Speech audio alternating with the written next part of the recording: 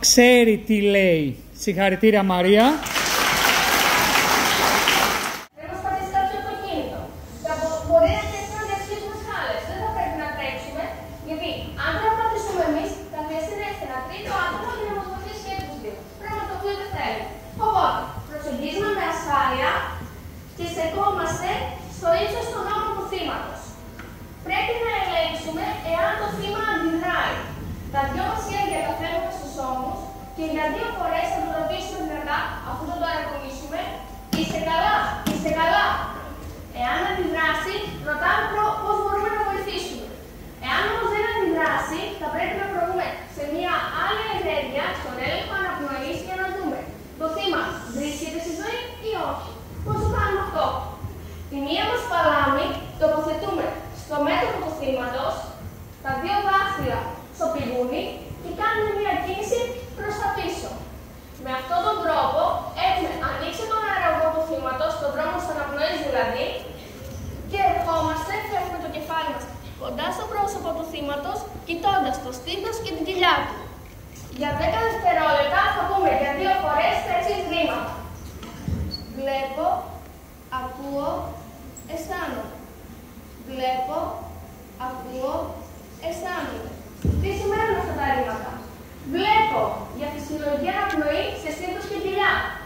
Ακούω την αναπνοή του θύματος και αισθάνομαι στον μάγουλό μου τα χνόδα του. Εάν όμως δεν δω κάποιο σημάδι αναπνοής, πάει να πει ότι το θύμα δεν βρίσκεται στη ζωή. Πώς μπορώ να το βοηθήσω?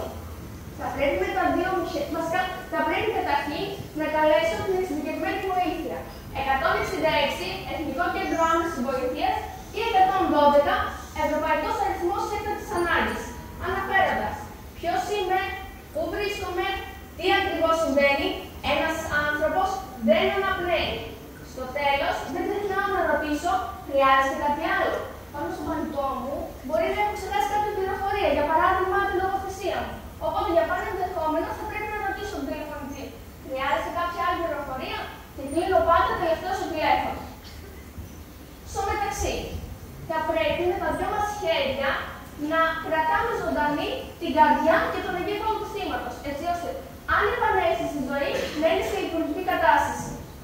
Τη βάση της παλάμης την τοποθετούμε στο κέντρο του θώρακα του θύματος, πλέκουμε με το άλλο μας χέρι και ερχόμαστε κάθετα πάνω από το θώρακα του θύματος. Τα δάχτυλα μας είναι τεντωμένα και θα πρέπει να κάνουμε 30 θωρακές συμπιέσεις με ίσο χρόνο συμπίεσης, ίσο χρόνο αποσυμπίεσης. 5 με 6 εκατοστά και 100 με 120 συμπιέσεις το λεπτό. Πώς βρίσκουμε τον ρυθμό? Μετρώντας 1 και 2 και 3 και 4 και 5 και 6 και 7 και 8 και 9 και 10. 1 και 2 και 3 και 4 και 5 και 6 και 7, 8 και 9 και 20. 1 και 2 και 3 και 4 και 5 και 6 και 7, 8 και 9 και 30. Τελείωσαμε τις θωρακές συμπιέσεις.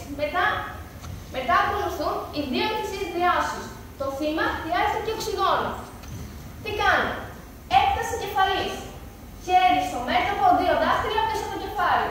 Σε αυτή την περίπτωση όμως θα πρέπει με τα 2 μου δάχτυλα να κλείσω τη μύτη του θύματος έτσι ώστε ο αέρας που θα του δώσω να μην βγει από τη μύτη. Κλείνω τη μύτη και εφαρμόζω ερμητικά το χείλη μου στο σώμα του θύματος και δίνω 2 εμφυσίσεις. 1, 2. Στη συνέχεια συνεχίζω να αλλάξει δεξιότητες, 30 θωρακές συμπιέσεις, 2 εμφυσίσεις διάσωσης. Μέχρι πότε αυτό? Μέχρι να έρθει το ασθενοφόρο ή μέχρι να φτάσει ο αυτόματος εξωτερικός απεινωτής, ένα μηχάνημα δηλαδή που μπορεί να επαναφέρει την καρδιά στη φυσιολογική της λειτουργία. Ξέρει τι λέει. Συγχαρητήρια, Μαρία.